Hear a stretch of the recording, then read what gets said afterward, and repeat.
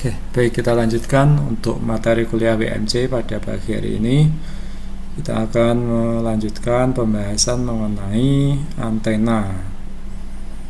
Oke, selanjutnya ada dimensi antena. Ini nanti kita membahas bagaimana antena dari bentuk atau ukurannya ya. Yang pertama ada antena satu dimensi. Di sini antena memiliki panjang ya. Pada dasarnya antena itu tadi konduktor. Ini ada konduktor listrik. Kalau satu dimensi, antena hanya memiliki ukuran panjang saja. Ini misalnya yang pertama ada antena monopol, terdiri dari satu konduktor.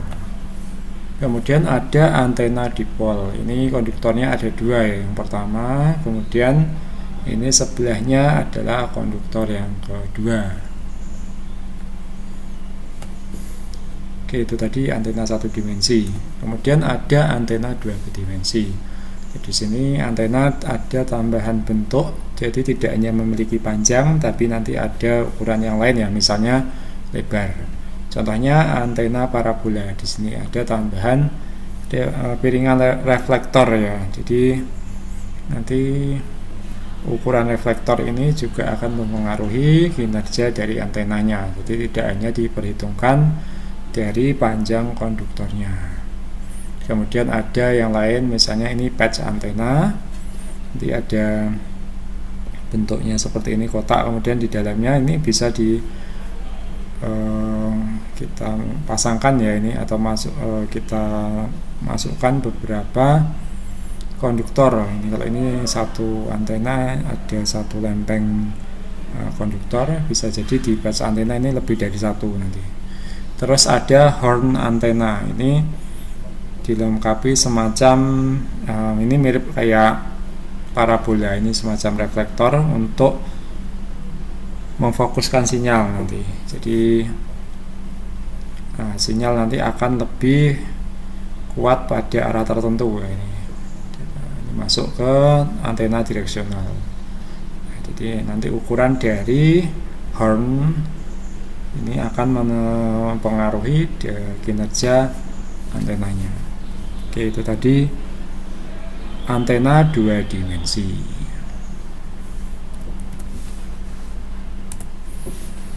Kemudian selanjutnya ada antena smart antena. Ini adalah pengembangan dari antena konvensional.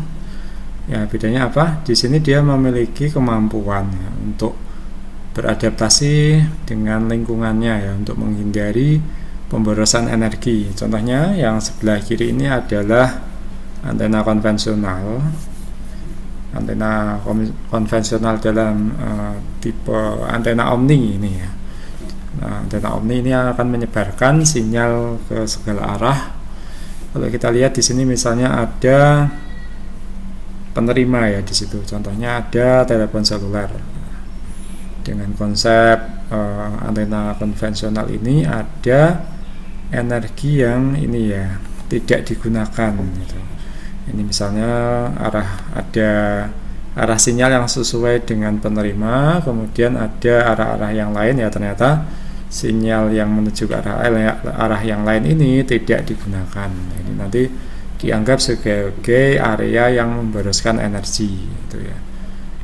Nah, dengan konsep smart antena ini kita bisa membuat supaya penyebaran sinyal itu hanya fokus pada area tertentu yang dimana ada receiver atau penerima sinyal di situ. Gitu ya. Jadi dia mengirimkan narrow beam. Ini maksudnya penyebaran sinyal tidak meluas tapi fokus ya. Ini bisa difokuskan ke area yang memang ada receiver atau ada perangkat untuk menerima sinyalnya. Gitu. Nanti ini setiap kali receiver ya di sini smartphone itu bergerak di sekitar pemancar, nanti arah penyebaran sinyal akan disesuaikan, jadi tidak disebarkan ke area yang sembarangan begitu. Oke. Menyesuaikan dari posisi penerimanya nanti. Nah, itu diharapkan nanti bisa mengurangi area yang memboroskan energi gitu. Oke, kalau kita lihat penerapan dari smart antena di sini, ada dua kelas atau dua kategori dari smart antena. Yang pertama switch beam antena, itu yang seperti di gambar yang tadi ya ini. Jadi yang area penyebaran sinyalnya menyesuaikan posisi dari receiver.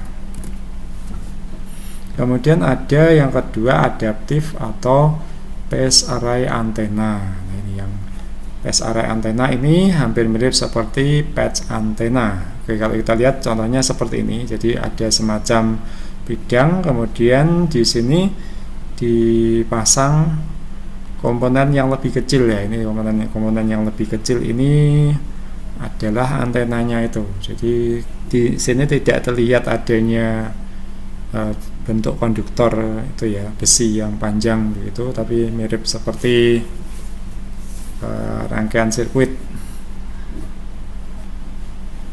Nah, contoh penggunaan phase array antena ini pada radar, misalnya di pesawat terbang atau mungkin di kapal ini ya, kapal perang gitu. Nah, di sini phase array antena ini terdiri dari elemen-elemen yang meradiasikan sinyal ini. Terus nanti dikontrol dengan komputer untuk mengatur bagaimana penyebaran atau nanti penerimaan sinyalnya. Nah, nanti elemen-elemen konduktornya itu bisa menyesuaikan dengan fase transmisi. Terus nanti bisa diarahkan ya ini sesuai dengan pergerakan user yang ini ya, yang mobile.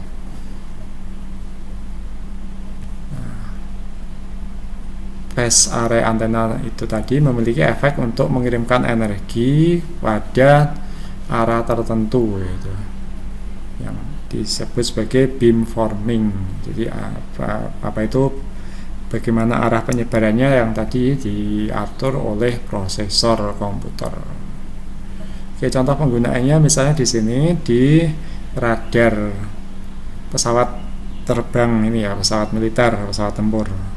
Nah, phase array antena dibandingkan dengan ini antena radar yang lebih konvensional, dia bisa menghemat penggunaan ruang karena tidak memerlukan komponen-komponen tambahan yang lain ya di sini untuk dari segi efisiensi space dia lebih bagus. Oke, itu tadi soal smart antena. Oke, sedikit tambahan untuk ilustrasi ini tadi bagaimana ini ya phase array antena bisa mengatur arah apa itu transmisi sinyal ya. Nanti misalnya seperti ini, kekuatan sinyal bisa difokuskan pada arah tertentu ya, ini diatur oleh komputer. Kemudian yang di sini misalnya ini adalah elemen-elemen yang meradiasikan sinyal tadi atau konduktornya. Nanti bisa diatur setiap ini ya elemen, mungkin ada yang meradiasikan sinyal dengan fase 10 derajat, ada yang pakai 0 derajat, ada yang 20 derajat begitu. Nah, ini kalau fasenya setiap elemen berbeda nanti akan menghasilkan bentuk sinyal yang berbeda. Ini kalau yang sebelah kiri ini fasenya sama semua ya. Jadi kekuatan sinyal terfokus pada arah yang berbeda dengan cara kita mengubah fase sinyalnya.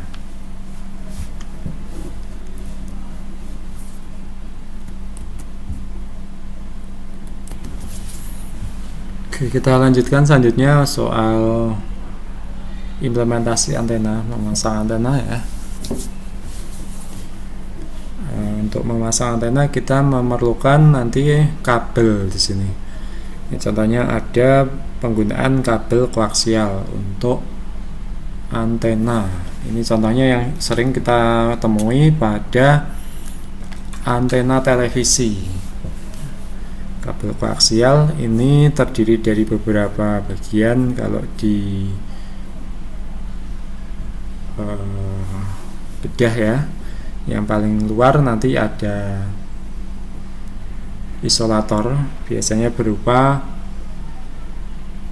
plastik atau karet ya di situ. Terus nanti bagian bawahnya setelah isolator yang paling luar ada shield di sini. Biasanya bentuknya seperti lapisan kayak lapisan warna silver tipis begitu, seperti pelapis bungkus rokok ya yang di kotak itu. Kemudian di situ ada semacam jaring-jaring ya. Jaring-jaringnya itu terdiri dari serabut-serabut kayak kabel gitu. Tapi dia membentuk semacam jaring-jaring, itu konduktor. Kemudian setelah itu ada isolator lagi warnanya putih. Kemudian yang paling tengah itu adalah kabel tembaga di situ ya. Nah, ini bentuk kabel koaksial yang kalau dikupas ini tadi bagian paling luar adalah isolator warna hitam kayak gini ya. Terus bagian bawahnya ada konduktor yang serabut-serabut tadi, terus ada lembaran silver. Kemudian dalamnya lagi isolator warna putih. Kemudian yang paling tengah adalah kabel tembaga. Nah, ini contohnya kalau serabutnya warna tembaga, tapi ada juga yang seperti ini, serabut-serabutnya warna silver ya. Ini nanti digunakan untuk menghubungkan antara kabel ini ya, maksud saya antara antena dengan pesawat televisi biasanya. Ini contoh penggunaan kabel koaksial. Terus kita lanjut. Untuk penggunaan kabel nanti ada beberapa hal yang perlu diperhatikan, yaitu impedance dan nanti signal loss. Impedance ini kombinasi dari sirkuit resistan, induktan, dan kapasitansi. Nanti menyatakan seberapa bagus kabel itu kalau dipakai ya, kurang lebih. Terus kalau signal loss ini nanti ukuran seberapa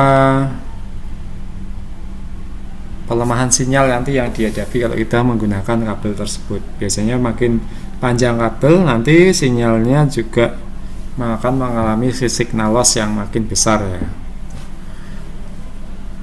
Oke, itu soal kabel. Oke, terus selanjutnya radio frekuensi propagation. Ini ilustrasi untuk menunjukkan seperti apa gelombang radio dipancarkan ya antara pengirim sampai ke penerima. Yang pertama ada ground wave, ini penyebaran atau perambatan sinyal mengikuti permukaan bumi di situ. Kemudian untuk yang sky wave ini kalau dari penerima, maksud saya dari pengirim dulu ya, sinyal bisa dipantulkan oleh ionosfer dan permukaan bumi. Ini kalau ke atas nanti ketemu ionosfer, dipantulkan ke permukaan bumi, kemudian dari permukaan bumi dipantulkan balik lagi, begitu seterusnya sampai ke penerima. Sedangkan yang ketiga line of sight wave, ini gelombang radio yang dipancarkan dalam garis lurus ya antara pengirim dan penerima. Ini antara pengirim dan penerima harus saling terlihat, kemudian tidak boleh ada penghalang antara keduanya. Itu 3 cara bagaimana gelombang radio dipropagasi atau dipancarkan. Oke, untuk setiap propagasi sinyal ada frekuensinya. Jadi gelombang frekuensi yang rendah biasanya dipancarkan dengan ground wave, secara ground wave, misalnya gelombang-gelombang untuk siaran radio. Kemudian untuk frekuensi menengah ini skywave yang akan dipantulkan oleh ionosfer dan permukaan bumi. Sedangkan gelombang yang frekuensi tinggi itu lebih cocok kalau pakai ini ya, line of sight, harus saling terlihat antara pengirim dan penerima. Oke, selanjutnya ada point to multi-point link. Ini menunjukkan bagaimana sinyal ya dikirimkan dari pengirim sampai ke penerima. Untuk point to multi-point nanti kurang lebih pemancarnya ada satu, kemudian penerimanya ada banyak gitu. Oke, di sini point to multi-point link dibangun menggunakan kombinasi antara antena omnidireksional dengan antena direksional. Ini untuk pemancarnya pakai omnidireksional, sedangkan untuk penerima pakai direksional. Ini antena parabola ini antena direksional, dia menerima sinyal lebih kuat pada arah tertentu, sedangkan untuk mengirimkan ini pakai omnidireksional, dia mengirimkan sinyal dengan intensitas yang sama ke segala arah.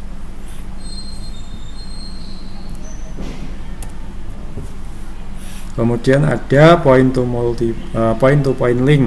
Ini antara pemancar dan penerima dalam satu garis lurus ya, tidak ada penghalang antara keduanya.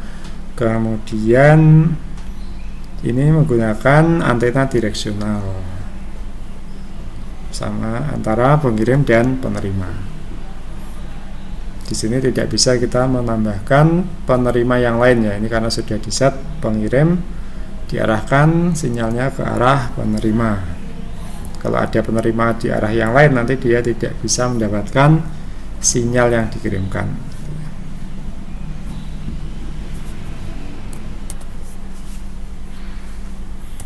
Selanjutnya ada Fresnel zone. Ini dalam point to point link.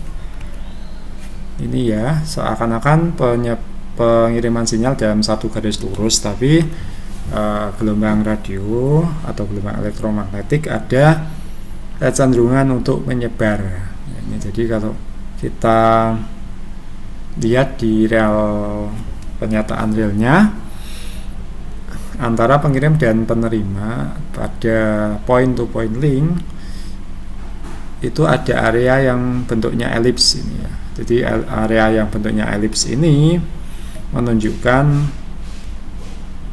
sinyal ya di situ. Jadi sinyal yang lebih kuat di antara area yang lain dalam point to point link membentuk Fresnel zone. Pada zona Fresnel ini disarankan untuk membuat supaya tidak ada obstacle atau penghalang antara keduanya. Jadi pada area di sini diusahakan bebas penghalang supaya sinyal bisa dikirimkan dengan maksimal dari pengirim ke penerima. Bentuknya tidak garis lurus, tapi di sini ada area berbentuk elips itu tadi ya, yang menunjukkan area sinyal yang ini yang digunakan untuk tadi digunakan pada pengiriman sinyal antara pengirim dan penerima pada point to point link. Oke, sedikit rangkuman untuk materi antena di sini. Pada antena direksional ini harus di align ini ya, atau diarahkan antara satu dengan yang lain agar sinyalnya bisa dimaksimalkan, ini kekuatan sinyalnya antara pengirim dan penerima. Contohnya pada point to point link tadi harus diatur arahnya.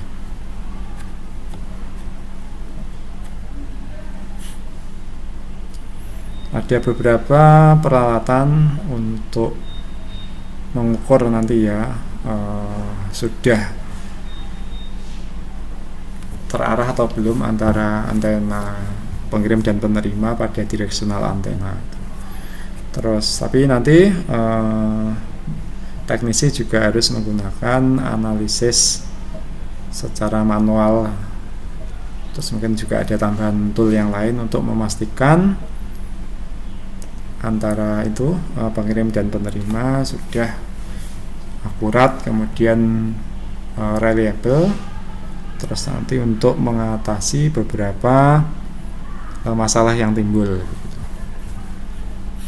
Kemudian gelombang frekuensi radio bisa diblok secara sebagian atau sepenuhnya ya oleh fenomena alam, misalnya cuaca atau kondisi misalnya hujan yang sangat deras, atau mungkin ada badai pasir atau debu di sini. Nah, oleh karena itu kalau nanti mendesain ini ya link ya wireless yang menggunakan jarak yang jauh ya, antara pengirim dan penerima dihubungkan oleh koneksi wireless, nanti harus dicek apakah itu tadi ada kondisi yang mengganggu komunikasi wireless, misalnya adanya bangunan atau pohon ataupun kondisi cuaca yang menghalangi link antara pengirim dan penerima. Oke, itu tadi materi lanjutan mengenai antena. Oke, saya ingatkan lagi untuk dipersiapkan minggu depan tanggal 19 Oktober ada UTS. Oke, sampai jumpa pada pertemuan berikutnya.